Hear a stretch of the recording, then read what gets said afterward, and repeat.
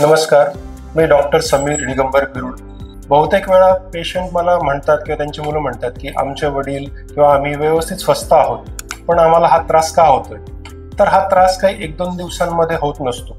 आपण जसं जसं वय वाढत जातं 30-40 नंतर हाडांमध्ये ठिसूळपणा येणं, आपल्या दैनंदिन जीवनामधील काही गोष्टी असतात त्याच्यामुळे हाडांवर आणि सांध्यांवर परिणाम व्हायला लागतो आणि त्याची झीज व्हायला लागते.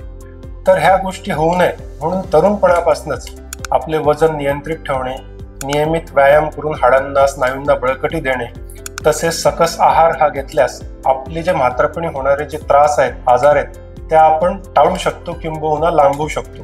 प्रसंगी सगळे करूनही जर आपल्याला काही त्रास झालाच तर आमच्यासारखे ऑर्थोपेडिक सर्जन आहेत, ते म्हातारपणी किंवा येऊन तरुणपणात सुद्धा आजकाल हे आजार वाढत चालले आहेत. आम्ही तुमच्यासाठी मदतीला उभे आहोत. पण वजन नियंत्रित ठेवा, सकस आहार घ्या, रेग्युलर व्यायाम करा आणि स्वतःला स्वस्थ ठेवा. धन्यवाद.